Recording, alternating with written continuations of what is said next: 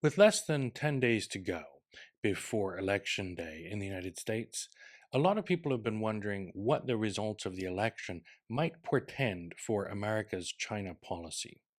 And so I'd like to talk a little bit about what we know and what we don't know and what we can guess about how either a Trump administration or a Harris administration would approach the US relationship with China, which many have considered to be the most important bilateral relationship in the world today.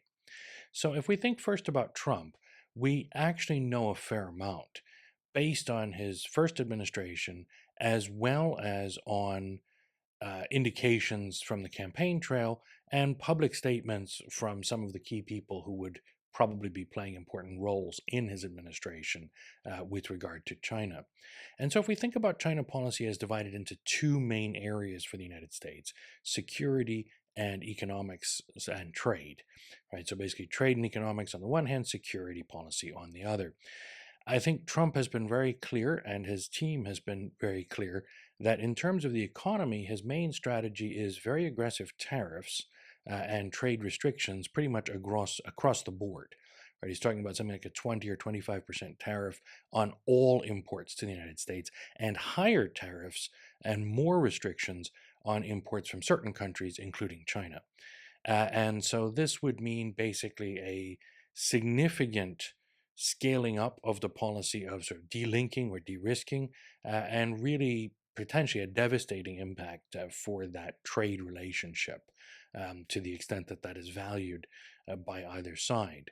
It's unlikely, actually, that if such regulations and rules were to be brought in, that the US China trade relationship could recover in, say, a 3 to 5 year period. It would be a very, very serious hit to that relationship. In terms of security, I think Trump and his team have also been relatively clear that they see China as a primary security threat or security problem for the United States, that they would de emphasize, at least to some degree in relative terms, conflicts in Europe, such as Ukraine, as well as security relationships that the US has with European allies, particularly through NATO. It's not exactly clear what would happen in the Middle East, but it appears that Trump would be more unequivocal in US support for the Netanyahu government in Israel and its policies regarding the conflict that's widening now in the Middle East, rather than trying to seek some accommodation or ceasefire, as I think Biden has been trying to do for quite some time. And so that leaves the US with relatively large amount of resources and sort of intellectual space to think about and make commitments to security in Asia. Now, in his first administration, Trump was loath to engage in much in the way of alliance politics or multilateralism in Asia as well as in Europe. He kept allies and other partners guessing quite a bit when it came to security. And there's no indication that he would deviate very far from that pattern in a second administration. This also extended, by the way, in terms of trade, after blocking TPP, as indeed he promised to do. He didn't do what I actually expected he might when he met Prime Minister Abe early in his administration, which would be to advance the potential goal of a bilateral trade agreement with Japan, which, in fact, if you look at all of the other components of TPP, the one really key component that it would have contained, that would have really changed the game in terms of trade relationships in the Pacific, was in fact a opening of essentially free trade between the United States and Japan.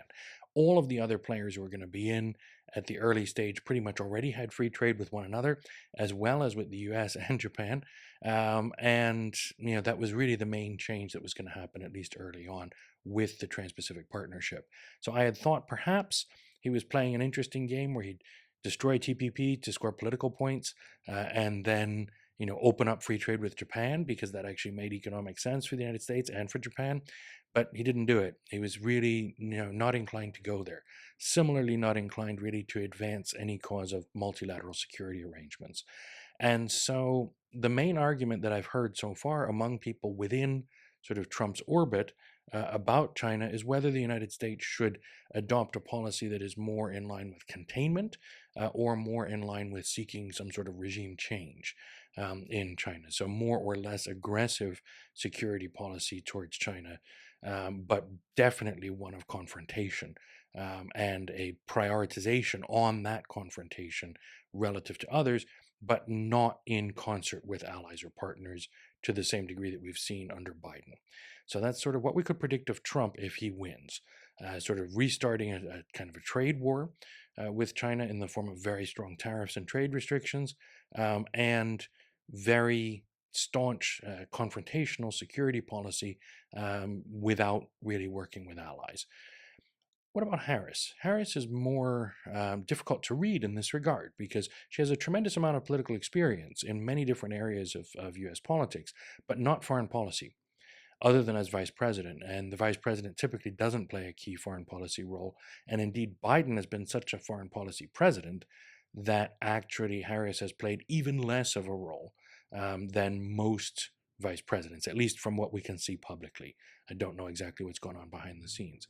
So there are really two possible paths I could see a Kamala Harris administration taking with regard to China. One would be to sort of do more of the same, right? Not to deviate from the Biden administration's policy. Now, Biden, in terms of economics and trade, has actually gone for something of a broad based industrial policy that has entailed very sharply increased restrictions on key areas of trade with China. Notably, we see this in the form of the CHIPS Act, but also the Inflation Reduction Act. And in addition to that, he hasn't ever rescinded the tariffs that Trump brought in as part of the trade war during his administration. So Biden has actually adopted a kind of competitive economic policy with China.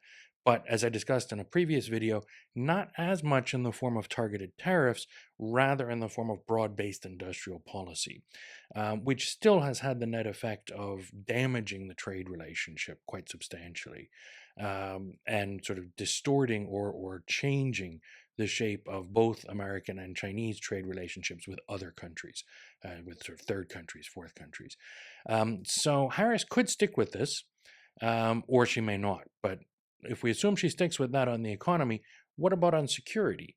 Well, Biden also has seen China as a significant security challenge or threat, but true to form, Biden has sought always to work through alliances and multilateral arrangements. And so we've seen very important advancement of alliance politics in Asia, right, with key players such as Australia under AUKUS, with Japan and South Korea, and a real attempt to build a kind of trilateral framework with the United States, Japan, and South Korea to a much deeper and greater extent than has been there before. Also, very, very interesting political dealings that the Biden administration has had with Taiwan, with the Philippines, with a number of other key players. And so, really trying to build a kind of multilateral framework of alliances and security agreements across the region in order to confront China, or at least in large part. And so, Harris could stick with that. But the security priority for Biden has not always really been China. Other things have sort of popped up during much of his administration, notably Ukraine and the Middle East. And I would say that looking at it, Ukraine still takes priority number one in terms of security for Biden, and working through NATO and with key European allies. That has been the response that really is at the top of the agenda, I think, for the Biden administration. Number two would be the Middle East, where I think there's a very strong priority placed on trying to, if not resolve the conflict, at least de escalate to a sufficient degree to permit things like the return of hostages and a cessation of ground war, at least in places like Lebanon, as well as in Gaza, and preventing a regional conflagration involving Iran and other countries. Whether or not Biden's succeeding with that, we could debate, but that certainly is a sort of top priority. China has slipped to kind of a third priority. So Harris could very well stick with this security policy of prioritize Ukraine, second priority Middle East, third priority China, but still an important priority, and then work through multilateral arrangements. But there's another potential path, and that's the path that was sort of first carved by Bill Clinton in the 1990s. Because remember that the US and China only really established full relations in 1979. So for the first 12 years or more, 12, 13 years of that relationship, almost all of it was driven by Republican presidents, Reagan and Bush. And so Bill Clinton really sort of carved out a new way, which was to confront China on security. After the Soviet threat, the common threat of the Soviet Union was gone. Both the US and China saw the Soviet Union as a threat in the 80s. And so they actually cooperated pretty substantially on security. And there's lots of instances of that, which I may talk about in a future video. But by the 1990s, with the demise of the Soviet Union, there was a strong priority placed on security competition. And so we saw this come to the fore in the Taiwan Straits crisis in 1996, as well as a number of other issues across the area during that time. But on economics, there was a sort of neoliberal free trade agenda and a general embrace of what we could call engagement or constructive engagement with China that meant that the US sought greater trade relationships with China in order to benefit both sides economically, but also, I think, rooted in a belief that if the United States and China traded very substantially with each other, this might somehow make China more liberal economically or even maybe politically or socially. And I think that aspect of the policy, or both aspects of this policy, really continued through Democratic administration. Certainly during the Obama years, we saw pretty much the same general agenda, but with an increasing security tension and also a sort of increasing lack of commitment to engagement as a way of changing China, and a hope that engagement might yield benefits on things like climate change or indeed infectious disease and pandemic prevention, and cooperating on certain aspects of policy there, but generally just still committed to engagement in terms of the benefits of trade for both sides, which everybody agreed upon, at least at that time. That consensus broke apart late in the Obama administration and certainly by the Trump administration. It was clear then that the engagement agenda could never really be put back together. And so, if Kamala Harris were to want to return to this sort of older Democratic politics or Democratic Party politics with regard to China, of engagement with a security confrontation, she could do it. But the new engagement would be much less extensive, comprehensive, or deep than the old engagement. So it would mean sort of prioritizing opening up trade to a greater extent with China. It would mean looking more at how to increase cultural exchange, restoring various student programs and academic exchange programs that have been cut in recent years, looking to deepen and broaden ties generally with China, not necessarily in the hope of changing China, but simply in the hope of benefiting both sides and de escalating overall tension in the relationship.